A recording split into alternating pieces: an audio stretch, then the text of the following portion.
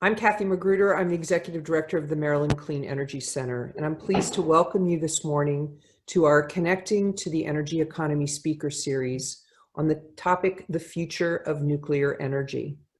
As we look for carbon reduction in the production of energy to meet consumer needs, MCEC wanted to examine the role of nuclear in the mix. This is an important topic, and we have a lot to cover today. But first, a few housekeeping items. So attendees are muted upon entry, and sessions will be recorded and posted online at www.mdcleanenergy.org speaker series. We want to have some engagement with the audience today, so we're asking you to please use the chat box for technical support. Questions for the panelists can be submitted via the Q&A feature or by raising your hand during the discussion at the end of the presentation. Polling questions will be used for today's session. We're going to answer a few practice poll questions in the next few seconds. We want you to use the radio button next to the answer that you select. First, we're going to get a sense of who the audience is today. So you just click the radio button next to the answer to your question, and in a few minutes, the results will be shown on screen. We'll be using this feature a few times today. Right now, we're just trying to get a practice session in. It looks like most of you are viewing this by yourselves.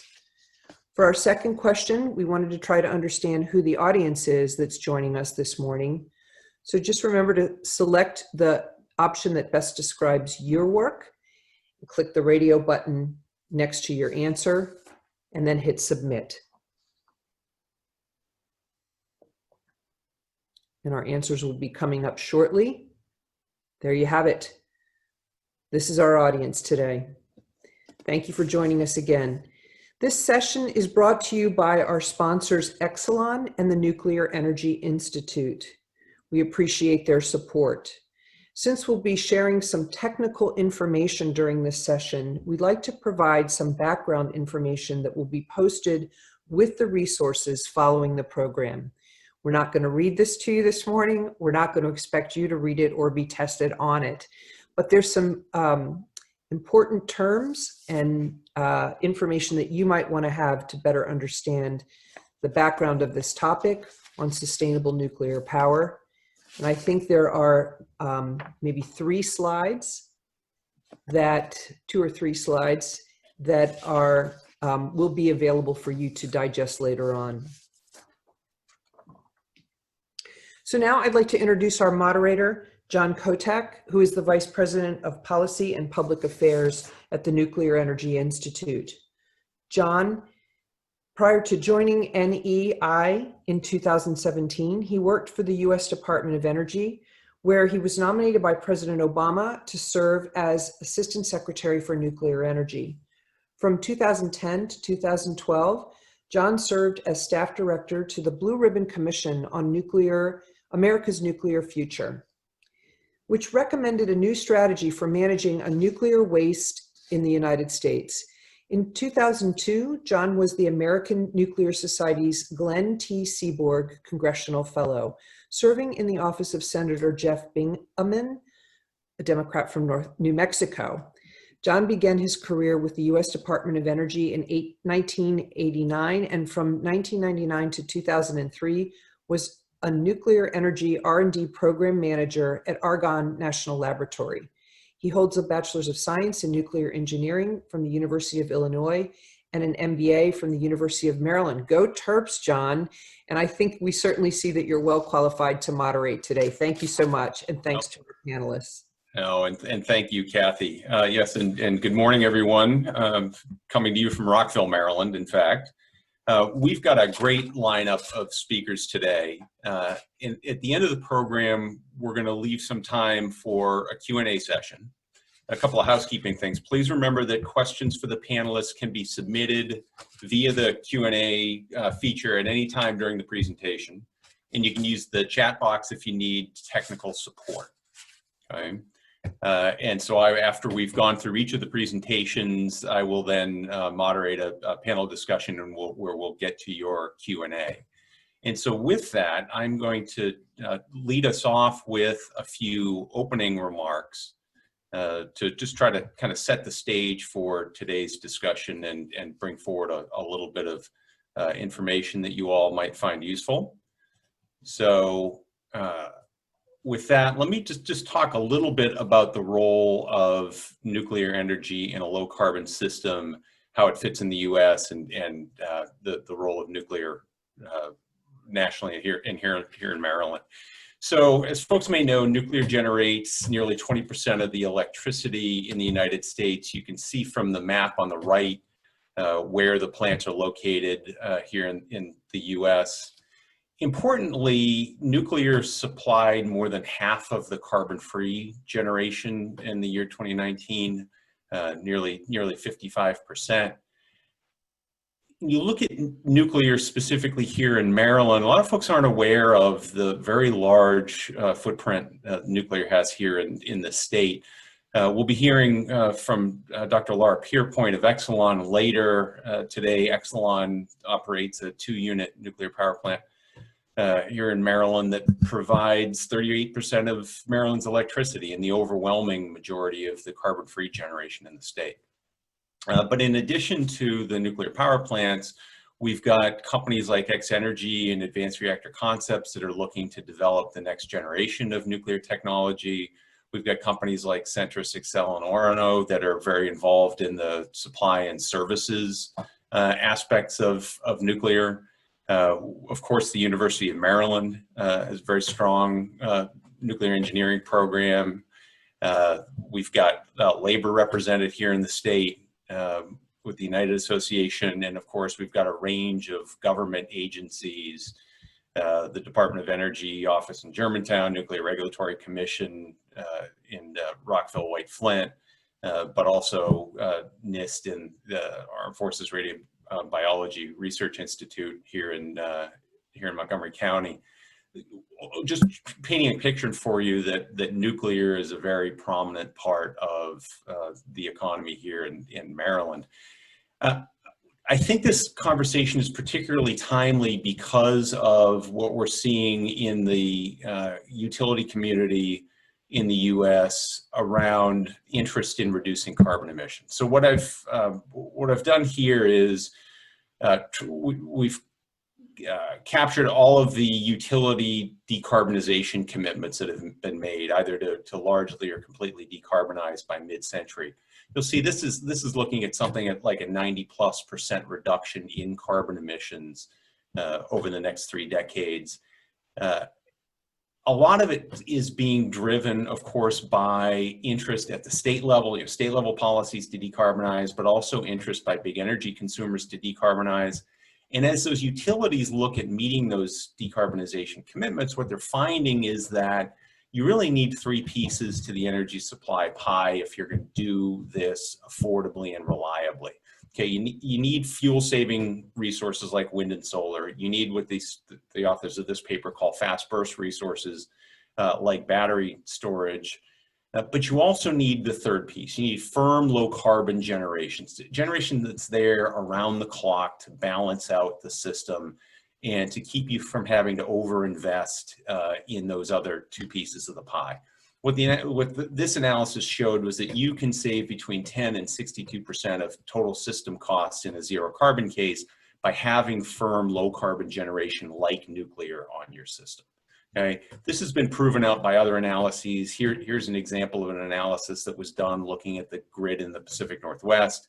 As our participants may know, the state of Washington has a clean energy law that's been passed. So as generators in the state look at how they're going to meet that law, what the analysis has found is that you can save about $8 billion a year in the Northwest in meeting your decarbonization goals if you include nuclear, both the existing Columbia Generating Station, CGS, on this chart on the right, as well as new small modular reactors, as opposed to just trying to do the whole job with renewables and storage alone. So there's a very valuable role that nuclear can play in decarbonization. That's causing more and more utilities to look at both keeping their existing reactors in operation through something called subsequent license renewal, right, where you would get approval to operate reactors from 60 out to 80 years, but also by including new nuclear as an option in integrated resource planning. So multiple companies are looking at what's it going to take to get to a next generation of nuclear technology to fill that 24/7 clean energy role to complement wind, solar, and storage and get us to a decarbonized electric grid. Fortunately, we're seeing a lot of innovation going on in advanced nuclear. You're going to hear a lot about this today, various technologies that are under development and that could be brought to market here in the next 10 years. Companies are also looking at moving beyond electricity to other end-use applications, hydrogen production, process heat, as just a few examples. And there are, in fact, demonstration projects already underway looking at using the existing fleet of nuclear power plants for things like hydrogen generation. So the key takeaways from this intro, things I want to leave you with: consumers and policymakers increasingly are demanding low carbon electricity. States and utilities are responding with deep decarbonization goals and commitments. What we're seeing is that maintaining nuclear is in fact the least expensive way to meet those decarbonization goals. New nuclear can be extremely valuable in deep decarbonization, but we're going to need state and federal policies to overcome first-of-a-kind cost barriers, and we're increasingly seeing nuclear looked at as an option for decarbonizing non-electric uses. So with that, I will stop my remarks, and we will turn to our first speaker. We're joined by Dr. Alex Cannara, who is an independent consultant. Dr. Cannara is an electrical engineer, a software and network consultant, and an educator. He holds a PhD from Stanford in mathematical methods in educational research and MS degrees in both electrical engineering and statistics. He's currently a consultant on environmental issues, especially on green energy sources and advanced nuclear power. So with that, Alex, let me turn it over to you. Thank you very much. I appreciate that. I hope the audio is working okay, and we could go to the next slide. Okay, this is supposed to be about the big picture of how we can use nuclear and how we can depend upon nuclear power in the future to solve our environmental costs and our problems that we're definitely facing more and more each year. So the question is, why are advanced technologies in nuclear required, and how sustainable is nuclear power? By the way, every page I have here has my phone number on it, and I appreciate anybody who downloads this presentation afterward to call me and ask any questions that you have, because I know it's very difficult to get all this stuff in. Let's look at the history that we have. So about 2.2 billion years before our era, Mother Nature was doing nuclear fission reactors in Gabon. And as you notice, that one of the reactor development groups is named for that location.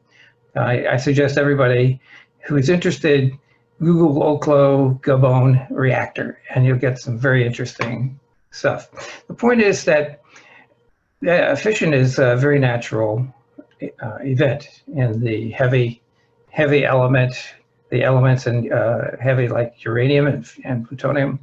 It's a very natural event and has been used by Mother Nature for various purposes, like breaking rocks, which is what the picture here shows what was happening at 2 billion years ago. In 1926, humans discovered fission, and that was Lise Meitner in Germany. Of course, she should also be honored because she was not able to publish alone in Germany. She had to have a man as the lead on the article that she reviewed her results. Go to the next slide, please.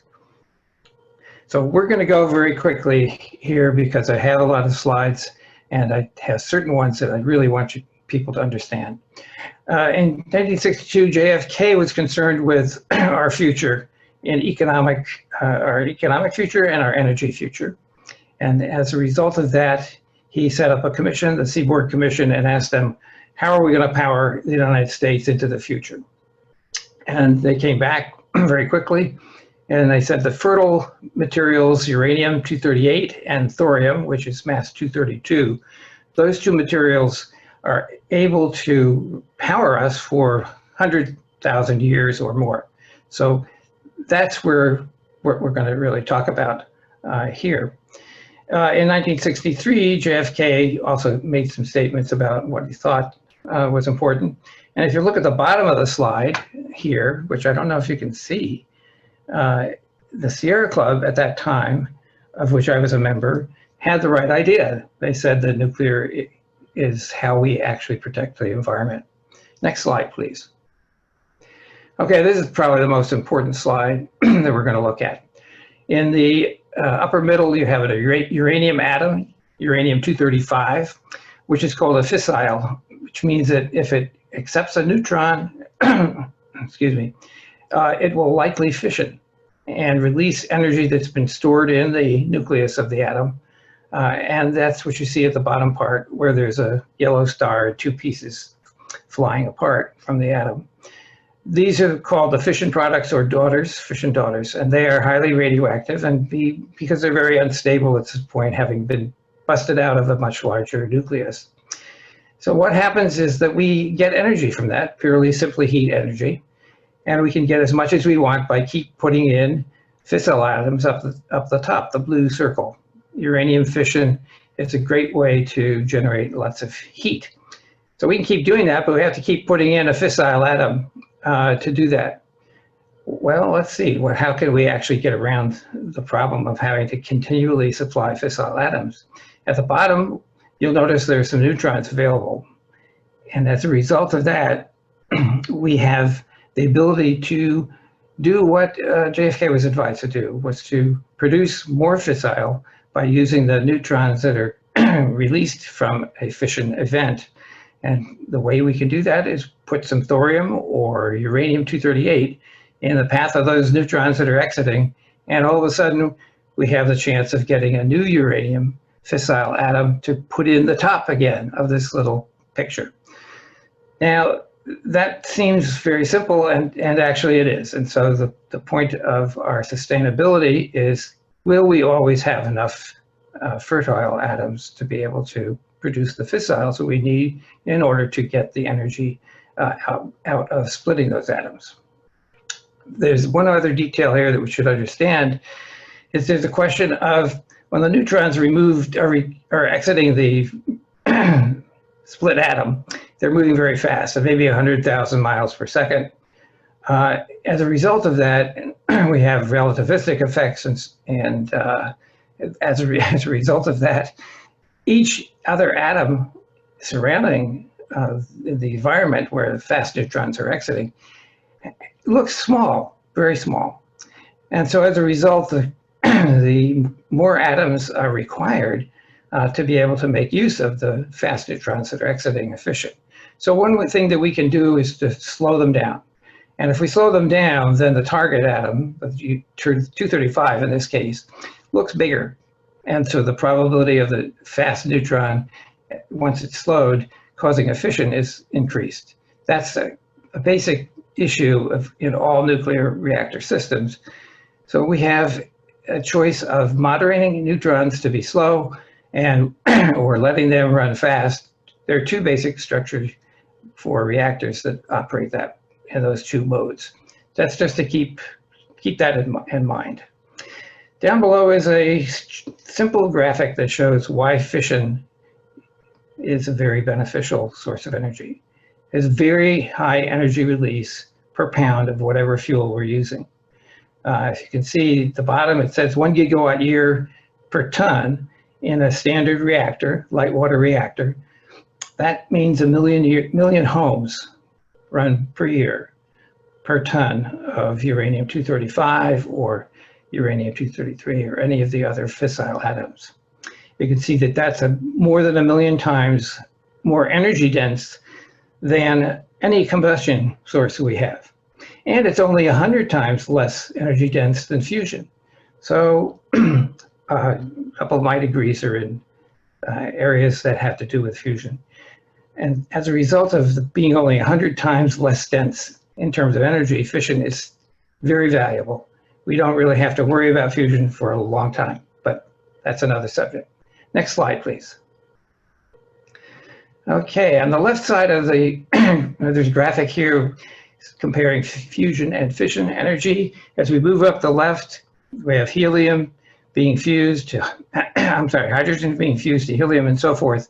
As we work up to the middle, iron is a very stable element, so we get no more energy out of fusion once we get up to iron, and that's why stars die and collapse eventually. They can't get any more energy to support themselves once they get to iron fusion.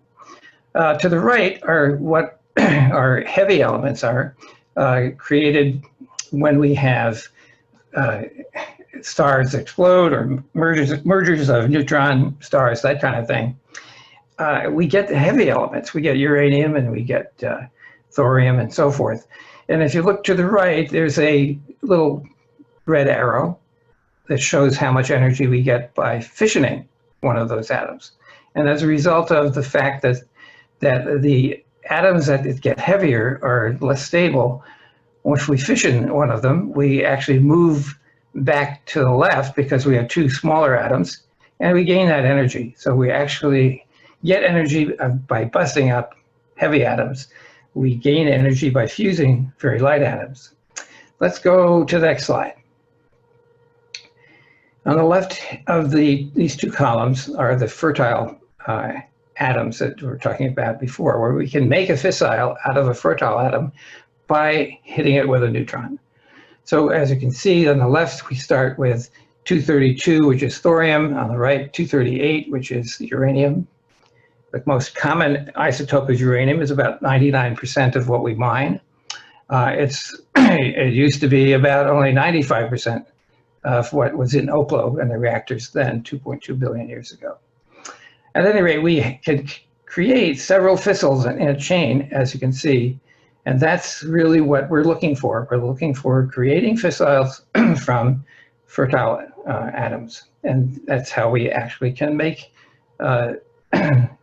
fissioning energy more or less sustainable. Let's go see what that means. Go next slide, please. On the left is a caricature of a standard light water reactor. The water is heated by the fluid passing through the core of the reactor. The fuel is inside the reactor is fissile plus fertile plus fission products, because we're breaking atoms up to get the heat. The higher the temperature of the loop there that's in yellow and red, the more efficient the overall machine will be. And the efficiency we're measuring in relation to the heat generated by fissioning the atoms and what we get out of the electrical generator at the middle of the picture. The equation that I want everybody to understand is on the lower right. Thermal efficiency is 1 minus the cold temperature over the hot temperature. This is basic thermodynamics for a machine, heat-operated machine. If we're in space, T cold is 0, so we have 100% efficiency possibility. We're not, we're down here. So the question is, how hot can we get T hot to be? And we would like to get the reactor to run red hot. Well, water reactors can't actually do that, but the advanced reactors that we'll be talking about later, other people are mentioning, can in fact run that hot, and we have done work like that already in the United States on research of such reactors. The thing that limits the temperature is water. In our case, we use plain water, purified water, in a common reactor, a light water reactor. The Canadians use deuterium oxide, which is heavy water. That has about the same characteristics of boiling and freezing. But if we want to actually move up to more efficient systems, when we use gas or metal, liquid metal, we can use lead, we can use salt, liquid salt. So those are higher temperature reactor, and that's what will give us more power per fission when we move into the future with more advanced reactor designs. Let's go to the next slide. Yeah. Thanks, Alex. In the interest of time, I think what you just left us with is a perfect place to transition to the next speaker, if we could. But if you want to just wrap up here and then sure. We'll hand it over to Paul. let's go back one. Oh, okay. Let's go back 2 slides. I think it was 1, 2. There we go. There's always a question of waste, and I just want to make, again, to get the scale correct for us, a pinky worth of fissile atoms, that black cylinder on the left, will run an American's life for 10 years. All energy used by that person. An OECD person around the world, same thing. So when we split those atoms, all atoms are the same size, we get 2 of those pinky fingers of waste. The point of this slide is simply to say, waste is not a problem to store, because the waste is, in fact, primarily just the fission products. The rest of what we have, about 90 or 95% of what we save currently, and we're talking about storing somewhere forever, is just plain uranium-238, which is reusable. So I just want to bring that point, make that point clear to people, that the amount of actual radioactive, highly radioactive waste that we create is very small, and it's up to us to figure out how to process the overall fuel that we use in a nuclear reactor to make sure that we don't try to get rid of stuff that we actually can use, because uranium-238 is fertile, so we actually can use it again in the new reactor. Okay, go ahead. Thanks, Alex. Really appreciate that, and I know we'll hear some more on that topic here a little bit later. I next want to turn to Paul Acchione, who's Electric Power Management Consultant with MIDAC Corporation. He's going to give us an overview of some of the reactor technologies that Alex just alluded to. Paul's a licensed professional engineer in Ontario and a fellow of the Canadian Academy of Engineering. He spent 31 years with Ontario Hydro and Ontario Power Generation. Since retiring from OPG, he spent 18 years as an electric power management consultant preparing energy policy studies and recommendations. So with that, let me turn it to Paul.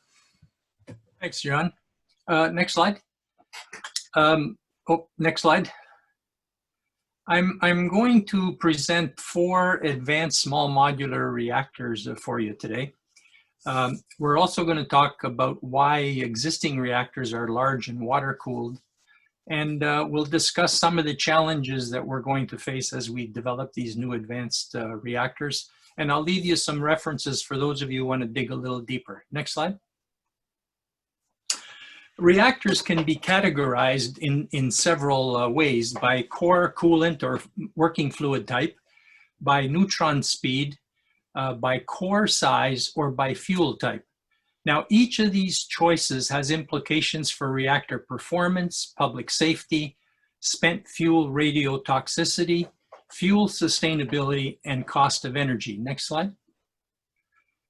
I've prepared a table comparing the 4 reactors that I'm going to show you today, but we don't have time to get into the table in details. I encourage you to review the slide when you get a chance, and you'll get them in the email shortly. Next slide. The first reactor I want to show you is an American design NuScale Power 60 megawatt water-cooled thermal reactor. Thermal means they're using slow neutrons. They fission very easily, and so the enrichment is very low, about 5%. This reactor is passively safe, factory built. It has no major R&D gaps because it's basically a small version of the big reactors. But it does have some disadvantages like the big reactors. It has poor fuel utilization. There's no fuel recycling. It doesn't breed more fuel than it burns. It's relatively low operating temperature and therefore low thermodynamic efficiency. Next slide. The next design is from X-Energy, a Maryland company. It's a gas-cooled 80 megawatt electric fast reactor. Fast reactor means it's using fast neutrons and therefore requires higher enrichment to work. This one is about 15.5%. It's using trisofuel. That's basically small granules of fuel intermixed in a carbon ball. It has a number of advantages. It's passively safe. It operates at relatively high temperature. It has medium to high efficiency, modular in construction, and better fuel utilization than the water reactors. But it does have some disadvantages. This particular design and company don't plan fuel recycling. fuel breeding, and we have to handle the trisocarbon waste that comes out of the reactor. Next slide. The third design is from Advanced Reactor Concepts, a Maryland company. It's a 100 megawatt electric sodium-cooled fast reactor, and therefore its enrichment is also high, in this case about 17%. It is passively safe. It operates at medium temperature with medium efficiency, modular construction. The company does plan to recycle spent fuel, so it has high fuel utilization, and it can breed fuel if the reactor core is configured properly. Its initial design that is proposed to be used in Canada and New Brunswick will not recycle spent fuel initially, but the company does plan to eventually move in that direction to close the fuel cycle.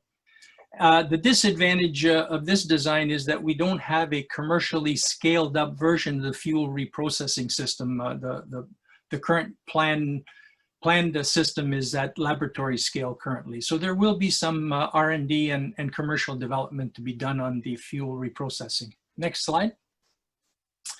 The last reactor I want to show you is a molten salt cooled reactor by Terrestrial Energy being designed up here in Canada. It's a 195 megawatt molten salt cooled thermal reactor. Again, since it uses slow neutron, it only requires 5% enrichment. It's a passively safe design, high temperature, high efficiency, factory built. Now, the company does have plans for fuel recycling and breeding, but the current design that they're licensing for use in Canada has poor fuel utilization, no recycling, and no fuel breeding. Of course, we have to handle the graphite waste because it uses graphite to moderate or slow down the neutrons. Next slide. As I mentioned earlier, the reactors we currently see are mainly large and water cooled. They're 400 to 1700 megawatt in size. Economies of scale were favored large reactors, especially in rate regulated electricity markets, which was the case when the nuclear program began. Also, water cooling was chosen because there was a huge experience and available equipment for fossil-fueled steam power plants. There was a lot less R&D to be done if we used water. Also, the US Navy was using water for their submarine and aircraft carriers in their nuclear program, and they were developing a workforce familiar with water cooling. So to reduce technical and cost risk factors for the utilities piggybacked on the US Nuclear Navy program and basically scaled up the Navy reactors. However, power reactors don't sit in the water, they sit on the ground, and that comes with some liabilities for land-based power plants, poor fuel utilization and high radiotoxicity of the spent fuel, especially if they're uranium fueled. High pressure and high power density in these reactors have negative impact on public safety if you lose the cooling, as we know from recent accidents. Next slide. In terms of challenges, we have some commercial challenges facing the new advanced reactors. There's competition from renewables, cheap natural gas, and electrical storage. We need to develop some improved materials and corrosion control for the high temperature reactors. We need to improve the designs and procedures to safely handle new coolants at commercial scale. We need to establish some factory mass production capabilities for these small modular reactors, and we need to meet the overall reliability, safety, cost, and schedule requirements that utilities are demanding. In the long term, if we want to meet our climate challenges, we need to close eventually the fuel cycle and improve fuel utilization and breeding, improve fuel recycling, and reduce radiotoxicity of the spent fission products coming out of the reactors. And finally, and most importantly, we need to secure public acceptance of passively safe small modular reactors, which can be located closer to cities in order to supply zero emission heat. Next slide. I prepared 3 references for you. The first 2 are small modular reactor developments around the world, and on a study that was done here in Canada on what we would like to license up here. The third reference is for those of you who are interested in the experience Ontario has had in achieving a 94% decarbonization of its electrical system, and now has a clean electrical system that Ontario can use for deep decarbonization of transportation and heating. I'll leave you to look at those if you're interested in more details. Thank you very much, and I hope to get some questions later on. Next slide. I think that's it. Yep. Super. Yeah, thanks, Paul, and really appreciate you highlighting the commercial challenges at the end of your presentation there. You know, one of the things we're finding with nuclear is there just isn't enough value right now in our energy markets placed on the carbon-free generation attribute of nuclear, along with the other value that it delivers to the grid. So that's something that several of us are working on. I now want to turn to Dr. Eric Loewen, Chief Consulting Engineer at GE-Hitachi Nuclear Energy. Eric is going to talk to us about the recycling option, as well as to introduce us to a new concept that GE-Hitachi has introduced. I'm pleased to say I've had the opportunity to work with Eric for many years, including first working at what's now the Idaho National Laboratory. Eric has worked for 35 years at the intersection of nuclear science and technology in the nuclear Navy, in nuclear waste processing, at a national lab, and now, as I mentioned, as Chief Consulting Engineer at GE-Hitachi. He served as the American Nuclear Society's 2005 Congressional Fellow in the office of Senator Chuck Hagel. And he also served as president of the American Nuclear Society. Holds his PhD from the University of Wisconsin, and I look forward to his remarks. Eric, please take it away. Thank you, John. And thank you all in the state of Maryland for joining. I had the opportunity to marry a Maryland girl who was raised at Calvert Cliffs and went to St. Mary's in St. Mary's County on the St. Mary's River. So I've been to your state many times. Next slide, please. So this just recaps what we've learned from Alex and Paul about the reactors. What I want to point out, water-cooled reactors get fuel that shows up at their doorstep that looks like a square that I show in the center. And that fuel goes into the core and depends on the reactor and economics. It stays in there for 12 to 48 months inside the reactor core, producing that fission energy that we've learned about from previous speakers. The next slide is a polling question that I'll answer later, is how much spent nuclear, how much uranium is left inside of that bundle that I just showed you on the previous slide. 5, 25, 55, or 95%. And the previous speakers talked about it. So with that question done, let's go to the next slide. All right, or we have to wait, I'll wait till the next slide comes up. So the answers are, the majority of the class got them correct. So let's talk about, because what I'm showing is 95%. 95% of that uranium is still left in there. So when you have that fission event, it breaks in half into the fission products we talked about, cesium, krypton, Superman type materials. The number I want you to remember is you got 778 different fission products, and they're all trying to decay to something that's stable. Typically, their half-lives are on the order of 30 years, with the exception of rare earth lanthanides. So the next slide has another polling question. What was the design lifetime for the Yucca Mountain repository? 100 years, 3, 10, or 1 million years?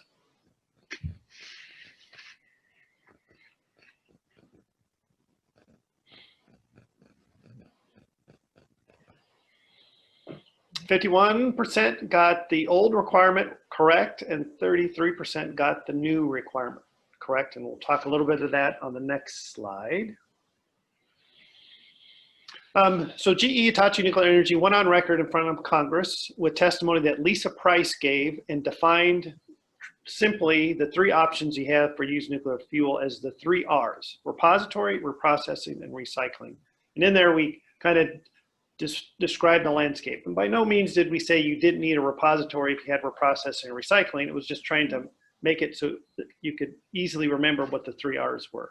So the repository you see there is Yucca Mountain. It initially had a design lifetime of 10,000 years. After a National Academy of Sciences study, they changed that to 1 million years as far as the design life. So that's a very tough thing for humans to, how as the engineer do you sign off that it could last for 1 million years? Reprocessing is what's done in the UK and in France successfully, where they pull out the plutonium, they use that again in their reactors, and then they have the ability to put the fission products, those different elements that we talked about, into a glass. And what I'm talking about is recycling, where we take all of the elements, and the secret word on the graph is called true, which means transuranics, which means all the elements that are bigger than uranium, neptunium, plutonium, americium, and curium. And it takes all those and harvests them and put them in a sodium-cooled reactor to get fissions so that you can extract energy from it. So why would you want to do that? Again, if you look at the repository, if you put that used fuel in there, those transuranics, TRUs, will be around for about 40,000 years. And what I mean by being around is if you bought a Geiger counter at Walmart and held it over that used fuel and showed up 400,000 years later, it would be close to the background that I experienced next to a uranium mill where I went to college in Colorado, that you're close to the background level with a lot of uranium in the soil.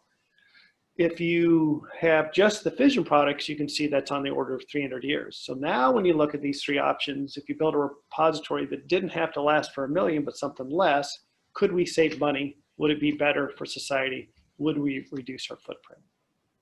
Next slide.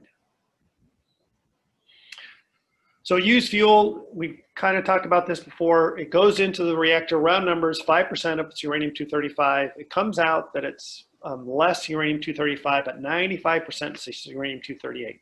4% of it is a short-lived fission product, so if you can extract those and put them in a different matrix.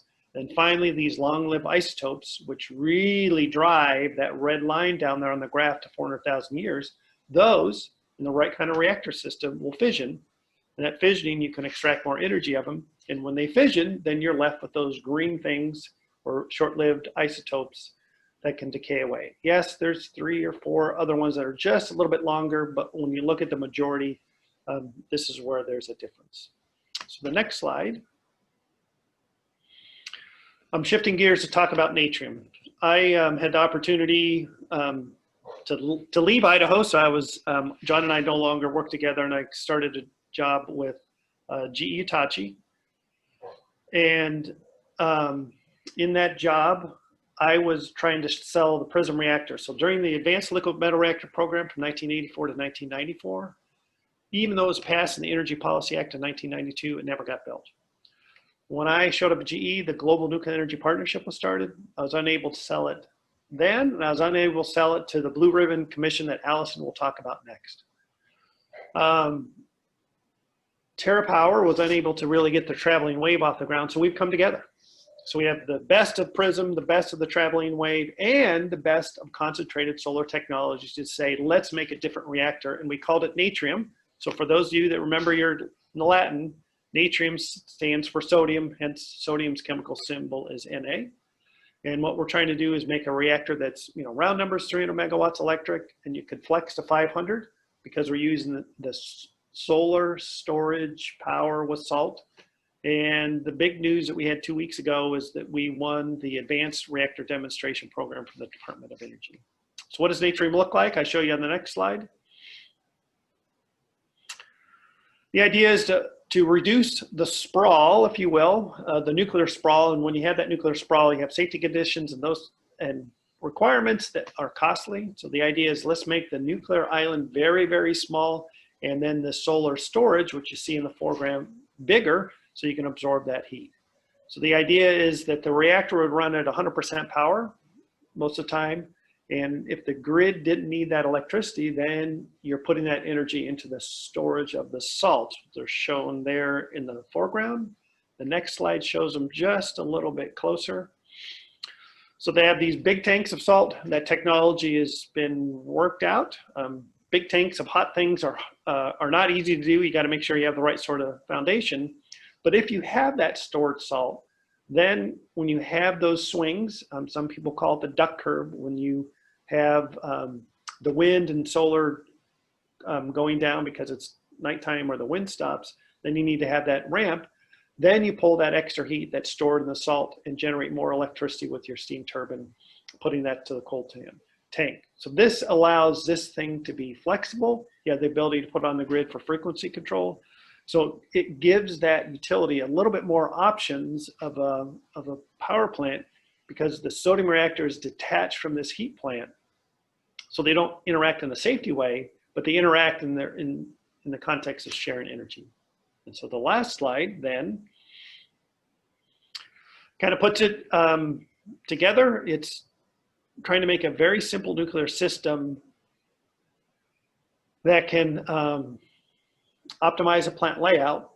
The innovations that we want to use is take the adjacencies from what's done in concentrated solar, and the tunneling industry is very good at digging boreholes. So that's what we want to use for the vertical cut for this reactor that be located below ground. And the combined gas turbine industry has given us the ideas of how to run things, and then finally to make it flexible so that customer doesn't buy a nuclear power plant that always wants to run, let's say at a constant power, but this generation unit has ability to flex. And so that, John, I'm done, and you all, thanks for having me here. Outstanding. Now, thanks, Eric, much appreciated. It's now my great pleasure to turn to Dr. Alison McFarland, who's professor and director of the School of Public Policy and Global Affairs at the University of British Columbia. She's going to give us a waste management perspective today, and she brings a wealth of experience in this area. She was chairman of the U.S. Nuclear Regulatory Commission from 2012 to 2014. She holds a PhD in neuroscience from MIT and a bachelor's in science from the University of Rochester. And as was mentioned earlier, from 2010 to 2012, she served on the Blue Ribbon Commission on America's Nuclear Future, which I had the privilege of leading the staff for. So I had a great opportunity to work with Dr. McFarland then, and I know you'll enjoy hearing from her now. So, Alison. Thanks, John. Sorry. I am trying to share my screen.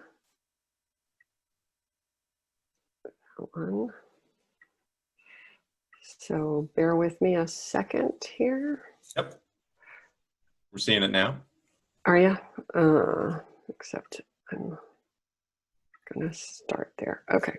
Okay. You see the first slide? You bet. Okay, great. Great. All right. So nobody solved the problem of dealing with high-level nuclear waste anywhere in the world yet. But there is an international consensus that geologic repositories are the solution. And there are a couple countries that have moved much closer to this solution. But the bad news for the US is that we've slipped pretty far behind in that story. And you've sort of heard little bits of it here and there. So nuclear waste is located around the US in about 65 locations at nuclear reactor plants and at nuclear weapons facilities. 95 operating reactors. We've heard about this morning, that we have over 80,000 metric tons of spent fuel at these sites, and we have a big chunk of high-level nuclear waste and the nuclear weapons complex. And we do have something that's sort of bearing down on us. A number of nuclear power plants have been shutting down over the past 10 years or so. We're seeing more shutdowns in the future. And so we're getting more and more sites where the only thing that's going to be there in the end is the nuclear waste, unless we have a solution for it.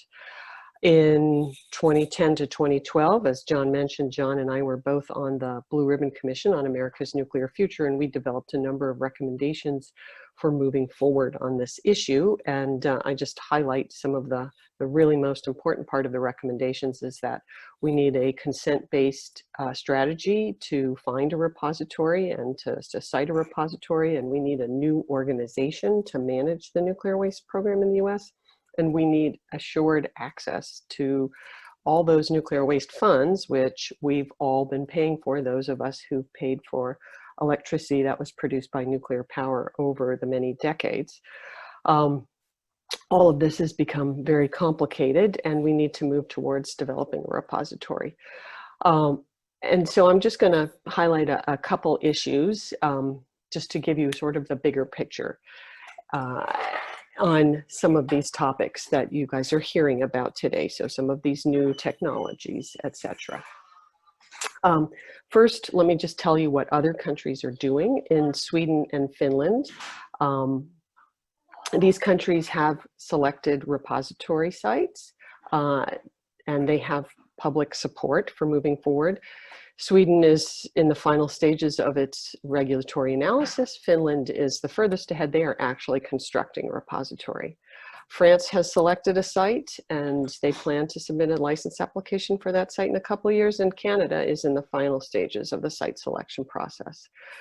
So all these countries are further ahead of the US. The US has, as I said, slipped behind. Let me just deal with the question of are there alternatives to repositories? And I think you've heard a little bit about this already in the sense that no, there aren't alternatives. You need a repository for your nuclear waste. There are other management strategies for these materials. Long-term above ground storage is a strategy, but it is not a solution, because if you don't do anything but leave it in storage above ground, eventually one day that storage will break down and your radioactivity will get into the environment. Reprocessing is a way of managing spent fuel as well. It's a way of taking the spent fuel, chopping it up, dissolving it, and extracting some of it or putting into a new form. And you heard that a couple countries do that. France, UK, and Japan, although the UK is shutting down its reprocessing program, and Japan has yet to really start up its reprocessing program. Another few words about reprocessing as waste management. It does have an advantage of extending the uranium resource, and you can tailor a waste form to the kind of repository you have, but it has disadvantages that have outweighed the advantages and caused it to never really come to fruition as a waste management strategy. You still need a repository. It's never been cost effective, and it ends up increasing the overall waste volume because you actually create a lot of low-level waste and intermediate-level waste in the process. And of course, very importantly, there are significant proliferation risks when you separate materials like plutonium out. You have the potential to develop nuclear weapons then. So in the waste area, are there game changers? Potentially, and Eric just mentioned boreholes, deep borehole disposal, and this is something that my team has been looking at, is boreholes. And this little figure is a little bit confusing, but this long piece, you can either have a deep vertical borehole, or others have proposed a borehole that goes vertically for a little ways and then goes horizontally. And there are companies they're interested in doing this, groups that are interested in doing this. And the idea is to place the waste to depths of 600 meters, which is really mined repository depth down to 5 kilometers. The idea is to take advantage of the properties of the earth, like high salinity and low permeability and groundwater flow and a reducing geochemistry. But unfortunately, there are lots of unanswered questions about this, and we've been doing a deep dive on this. There are unresolved technical issues, how you actually characterize the rocks at depth in the borehole without disturbing them, whether it's actually possible to really fully plug the borehole, and how you deal with these canisters that you're going to put down the borehole, because they have to be pretty thin to fit down this narrow opening. And the maximum diameter of a deep borehole is about 45 centimeters. There are other questions about the operational phase of this. Would workers be exposed to high radiation doses because they have to be close to these thin-walled canisters? And this is not a reversible process. So there are a number of countries, like France, for instance, that have enshrined in their law that the waste disposal process has to be reversible in case something bad goes on. This is not reversible, and so therefore it won't be used in a number of countries. And right now there are no regulations for borehole disposal, and this would have to be developed in the United States and in other countries. And just a few words about wastes from advanced reactors. You heard a little bit about this from Eric, but and you may hear a little bit more about this from Laura, but I just want to say a little bit about what we've been looking at, because there are complex waste issues from some of these advanced reactor designs. And again, my team's been looking at this from different kinds of these sodium cooled or molten salt reactors. What are the repository implications? So if you look at sodium cooled fast reactors like Bill Gates's plan here, the fuel itself is pyrophoric and it's chemically reactive. So you can't just store it and throw it away. You will have to reprocess it. And that's going to add costs and generate additional waste streams that you're going to have to account for. For molten salt reactors, a lot of wastes come from their off-gas system, but they also have a spent fuel, as you heard. And again, the fuel has no natural analogs. It does produce hydrofluoric acid when in contact with water. And again, you're going to need to process it. And again, this is going to produce more waste streams.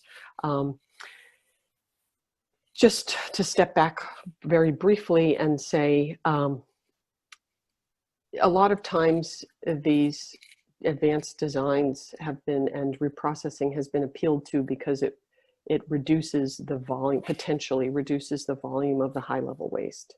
I just want to say, I'm a geologist by training, that's not the relevant metric for determining repository capacity. The relevant metric is heat production. Also, the chemistry of the spent fuel and the geologic environment. So it's not about volume. And of course, there are other issues. Right now, in the Nuclear Regulatory Commission's continued storage rule excludes non-oxide fuels from their environmental impact statement. So there would have to be a lot of additional analysis about these advanced reactor wastes before going forward from a regulatory perspective. And of course, finally, who's going to pay for the processing and disposal of all these spent fuels?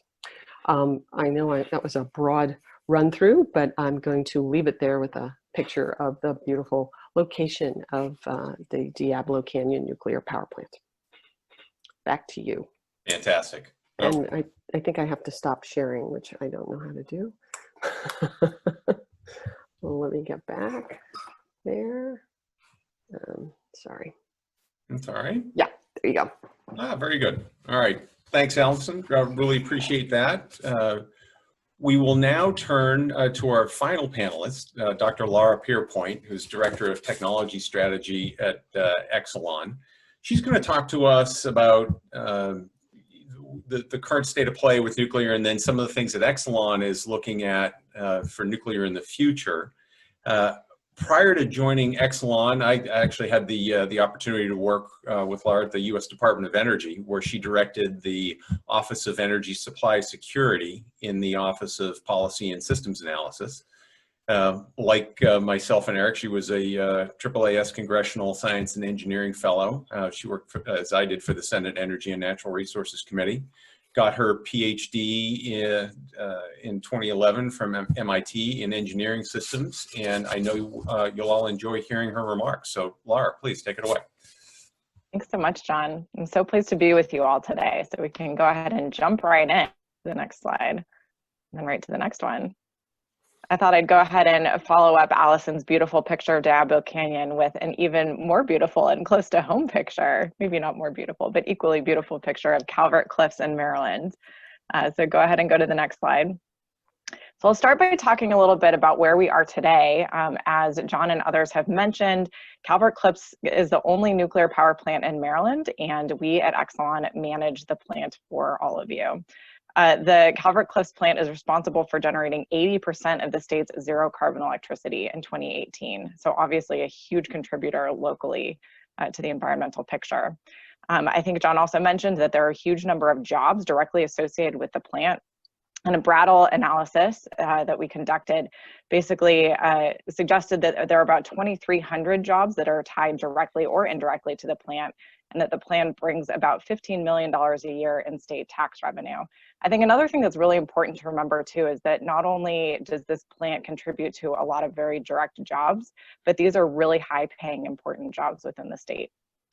So in terms of thinking about what happens in the future and where Calvert Cliffs goes, the 2 units that sit at Calvert Cliffs are licensed to operate through 2034 and 2036. But it's not fully guaranteed that they will operate to the end of their license lifetime.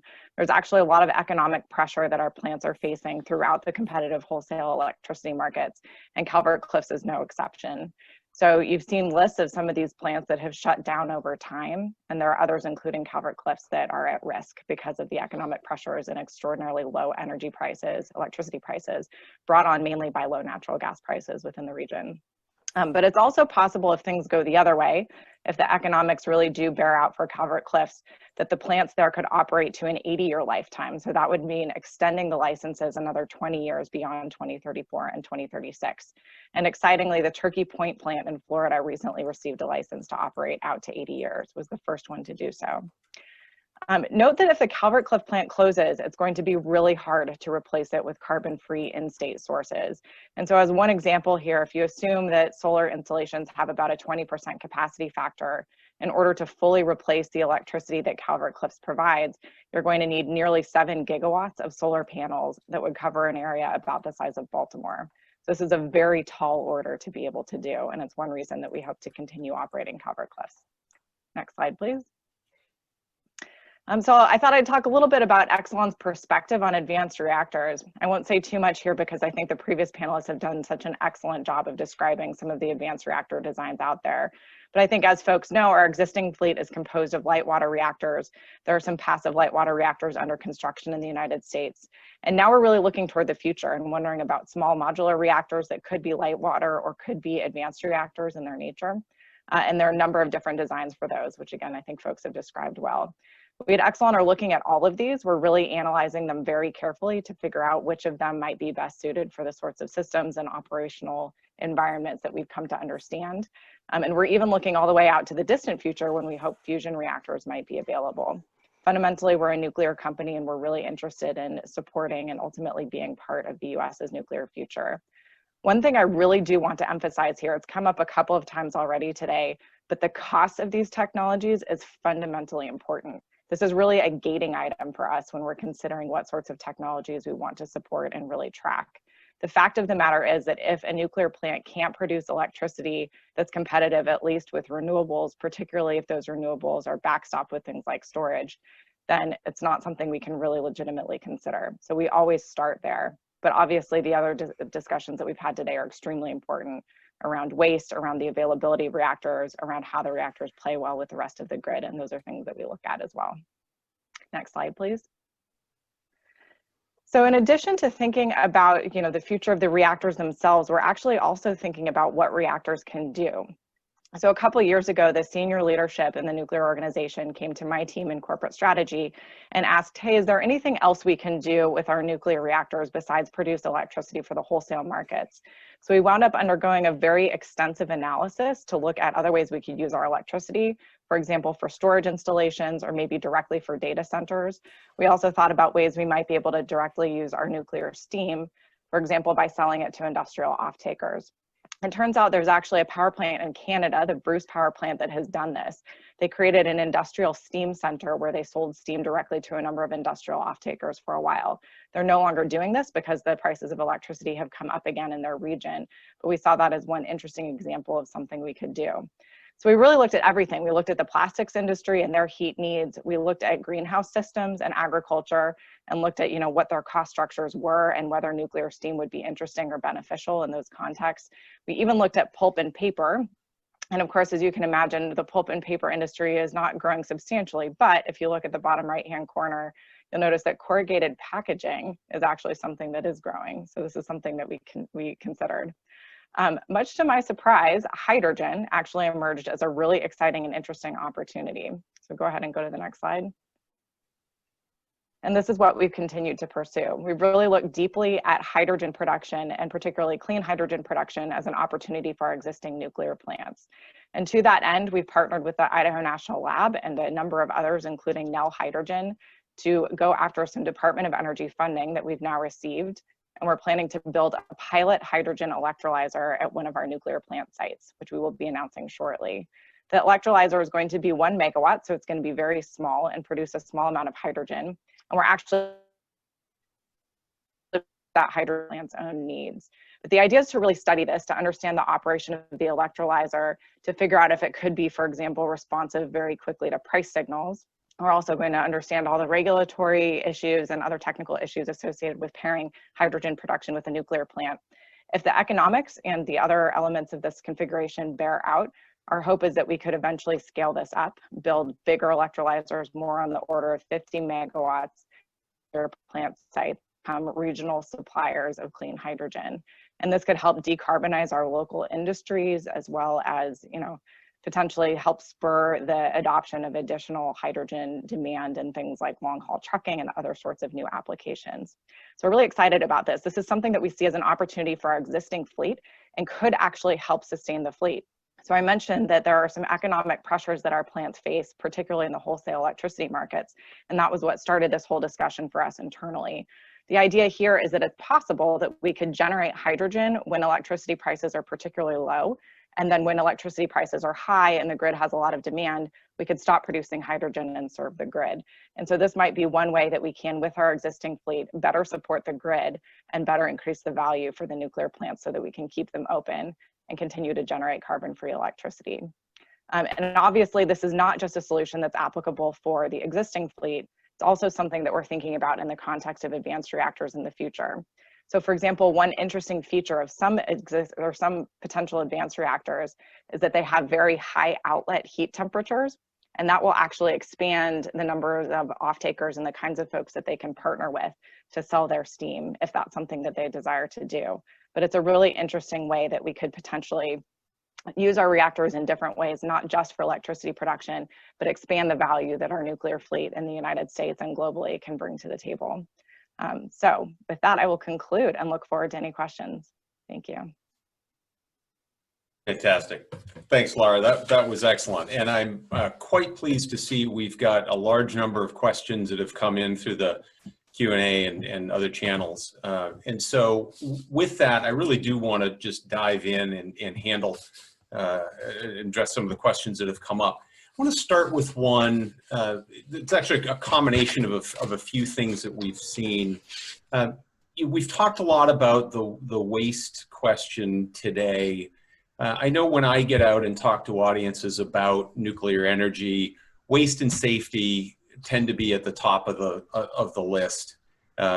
Cost more so, and we'll get to that later. But on the issue of safety, and reference was made earlier to the importance of earning public acceptance. What does anyone want to offer in terms of the way that some of these new designs that we've talked about, for example, or even evolutions in the way that the current plants are operated? What do you want to? What can you offer to the audience about sort of the new way that the nuclear industry is addressing questions of operational safety? And Eric, I might. Oh, or I see Alex raising his hand, and Eric, I'd like for you to address that next too. But Alex, sure. Should I go ahead? Yeah, please. Okay, so one of my slides directly addresses the safety issue, and in all the industries around the world, for decades, nuclear has been safer than anything else. I think the problem has been that people are not given the correct information about how nuclear operates and what happens when there's a problem. Yeah. So, I mean, for instance, Chernobyl always comes up, right? But Chernobyl demonstrates the safety of regulated nuclear power because Chernobyl's RBMK reactors could not be built in the United States or any other country that has the same sort of regulations. So the fact that that reactor, whether mismanaged or not, blew up, had no containment, shows why nuclear, properly managed, is safe. Yeah. Thanks for that. Eric, let me ask you to jump in, and then Allison, I'll turn to you. 2 sentences. Nuclear power is the safest form of electrical generation that there is and has been. And second, we're not protected from fancy gadgets, automation. We're protected by the laws of physics and understanding material properties. And what advanced reactors are doing that a little bit more as far as their response to do the 3 C's of safety: control, cool, and contain. And if we do that with more physics-based sort of things, it's going to be a safer plant. Thanks. Yeah. Allison, I know you've looked at this issue as well. Please share your thoughts with the group. So I think in terms of safety and the safety concerns that people have for both nuclear reactors and nuclear waste disposal, I think what we have to move to doing, and this is something that at the Blue Ribbon Commission we talked a lot about, but we have to move to being as transparent and open as possible. And transparent means sharing what we know when we know it. And open means listening to folks' concerns and addressing them, responding to them, and incorporating some of them. And unfortunately, the nuclear industry, I don't think, has done a good job at that. Yeah. And that's partly why we have such a problem in this country, finding a site that's acceptable to folks for disposing of nuclear waste. But I think right now, you've got an example of this here. Yeah, Chernobyl was bad. Yeah, they didn't have containment, but you're kind of ignoring Fukushima. And yeah, you can say, oh, people didn't die, but that's not the relevant unit of measure, all right? Japan's economy was deeply affected by that accident, and the society was deeply affected by that accident. You can't ignore that. You can't brush that under the rug. And so you have to have conversations about this and address this. Yeah, in the US, we have been operating our nuclear power plants very safely, but we still have to acknowledge and address these concerns and not just say, oh, if people knew what I knew, then things would be better. I think that's an excellent point, and fortunately there's a lot of good work, I think, going on particularly in the advanced nuclear sector, looking at how do we address this, both from a sort of a technology perspective, but also from understanding really the basis of people's concerns and really sort of meeting them where they are, understanding what their values are. And to that end, Laura, anything you want to add? One of the things I didn't mention at the outset is Laura's on the Board of Advisors for the Nuclear Innovation Alliance, which is very active with the nuclear innovation sector, and is really trying to take this on. Laura? Yeah, no, I think just a couple of quick things. I think Allison's points are well taken, and so if I can take the opportunity to say a bit about how Exelon in particular, I can tell everyone here there is literally nothing more important to Exelon and to the leadership than safety. I can personally attest to getting about twice as many emails from our CEO that are safety related versus all the other email topics that he sends us information about. And this is something that is extraordinarily serious and extraordinarily important. And we have made a lot of very serious investments in safety over the years. It's definitely something that we view as a continuous improvement requirement, not just opportunity. It's something that we're constantly looking at and constantly working on. And the issues are real, and we absolutely do need to understand the communities and what their needs and expectations are and what their understanding is, and meet them where they are when we communicate these safety issues to them. But I can absolutely say that this is something that we consider on a daily basis, and it's important throughout the company, not just to the folks who are tasked directly with operating the nuclear reactors safely. Great. And then as for the advanced reactor community, I think you're right, John, that this is also a place where people start, is with asking themselves about safety and how exactly we're going to ensure that reactor safety is maintained regardless of the design. Yeah, I've certainly seen that firsthand. And the other thing I see that community, really wrestling with is another question that we've gotten actually a couple times in the Q&A here, has to do with the cost of nuclear and how do we reduce the cost. And people hear about nuclear plants closing because of competitive pressures. Laura, you talked about the very low price of natural gas. That's really the major contributor to that. Yet on the other hand, when you look at the average cost of a nuclear power plant operating in the U.S. being just north of $30 a megawatt hour, that's actually very competitive. But keeping those reactors running and part of our generating mix these days is a cost-effective way of ensuring the carbon emissions remain low. Bringing a new generation of technologies online can really make a difference in terms of reducing overall cost to the consumer of a cleaner energy system. Yet, because of things like the Lazard figures that point to a higher levelized cost of electricity from nuclear than from other clean resources, people wonder if nuclear is going to have a future in as part of our electric mix. Eric, let me start with you. Your company has done a lot to try to, both with the Natrium, but also with your BWRX 300 design, try to address some of the cost challenges facing a next generation of nuclear. You want to talk a little bit about that? And then Alex, I'll turn to you. Thank you. Sure. So the X300 is a boiling water reactor technology that we've innovated on, and same with what we're doing with Natrium. And it comes down to, how do you design with cost in mind?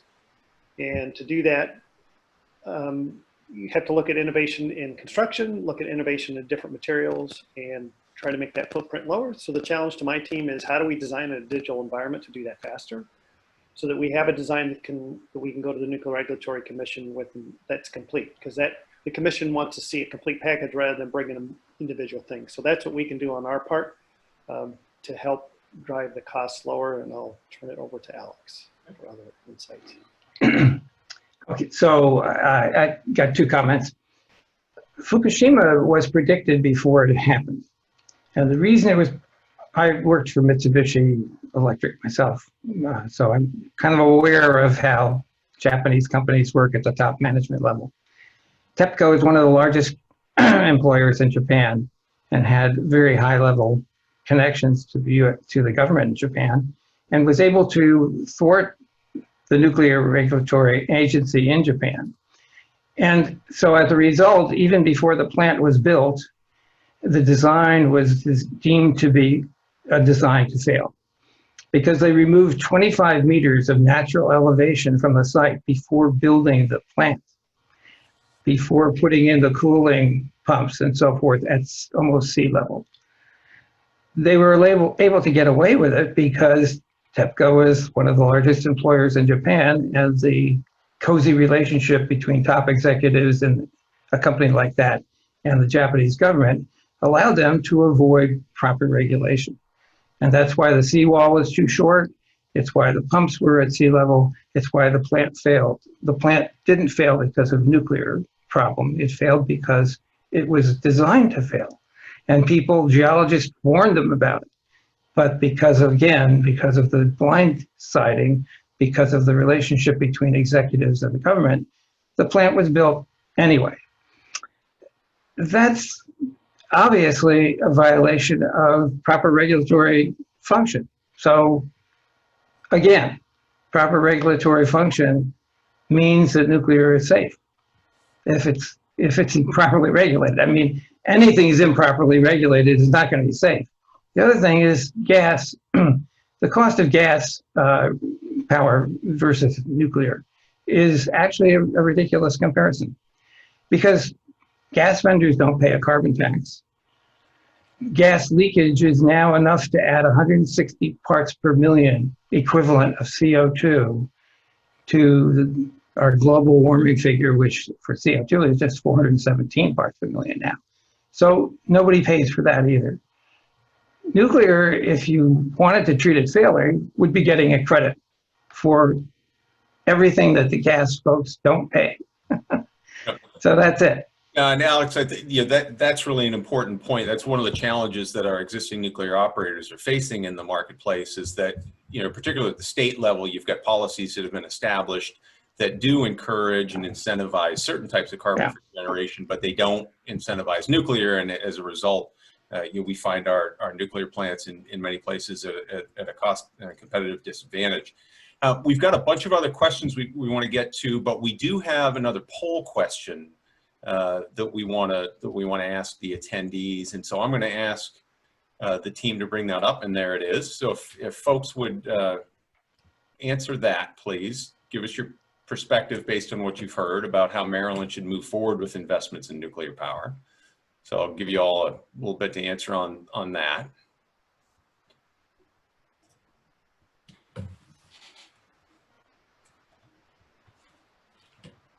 Okay, and I'm assuming we'll see the results of that pop up shortly. Okay, so we see majority support here for moving forward with a sustainable Generation 4 fuel cycle, so one that includes a molten salt or sodium-cooled reactor.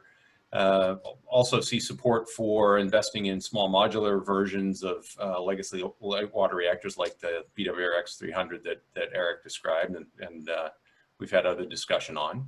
So thank you very much for your input on that question, and that actually brings me nicely to some of the other questions that we've had.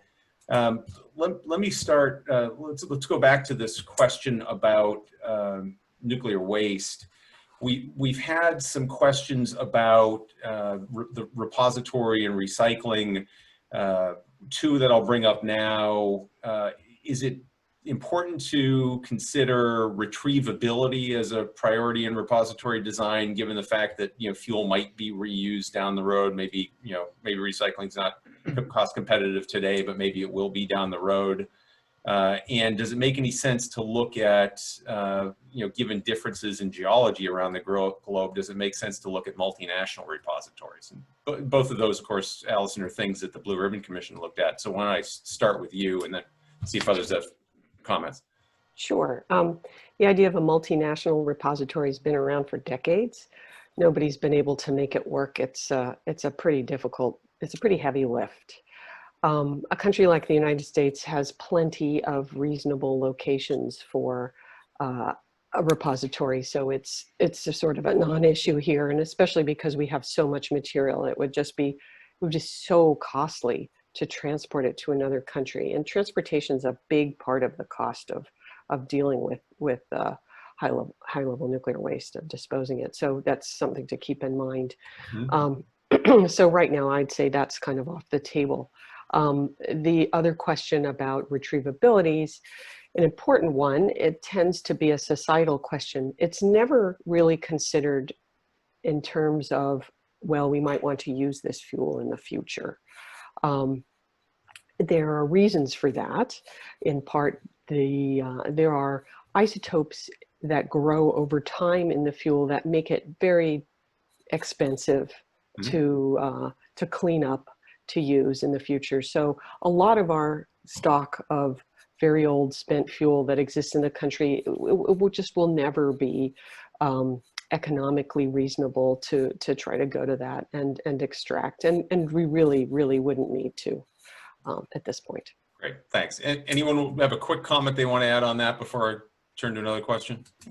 Well, I'll make a comment, just simply that we should be very careful when 95% of what we want to throw away is actually something that we put in the fast reactor. So I think that we should be very careful about that. Yeah, we've got plenty of uranium, Alex. We really don't. I know that. About that.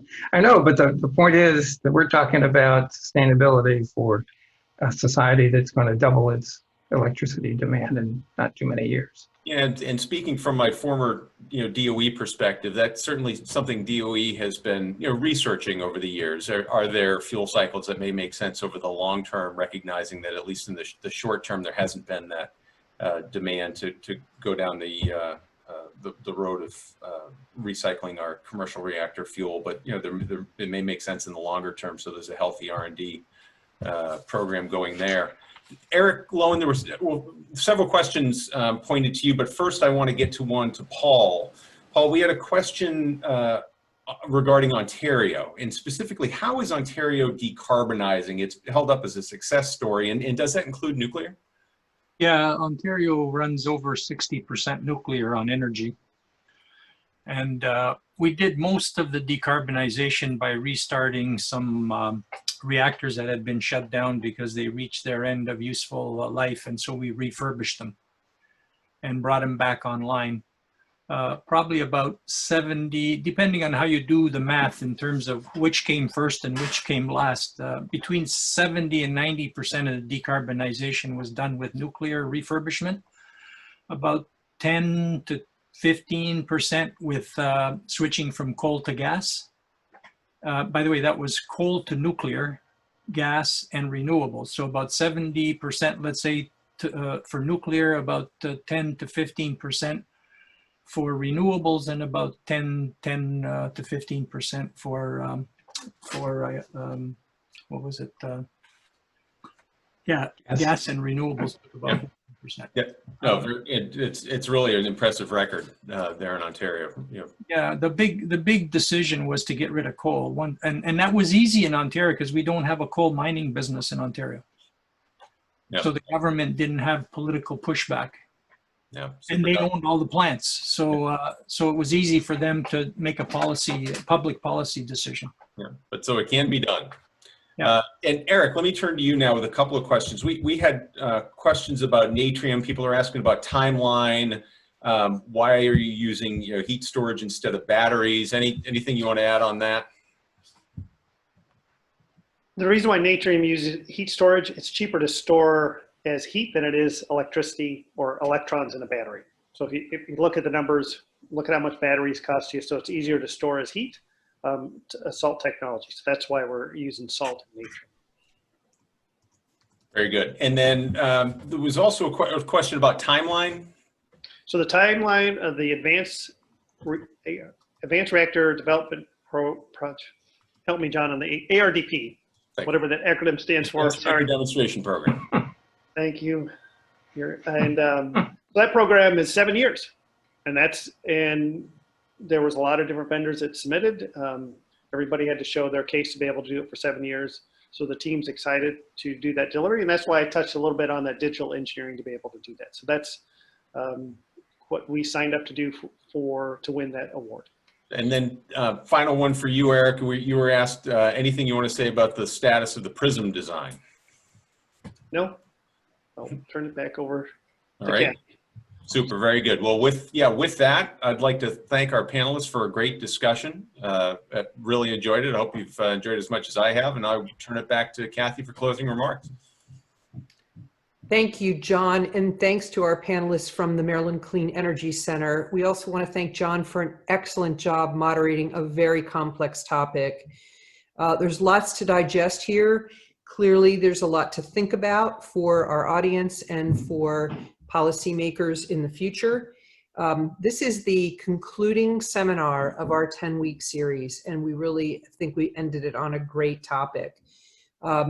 The slides that are going to be available from this panel will be available online at www.mdcleanenergy.org/speaker-series. And once again, on behalf of the board and behalf of our audience, congratulations on a great seminar. Thank you so much for your time and your expertise this morning. If that's it, we're out. Great. Thank you. Bye all. Thanks all.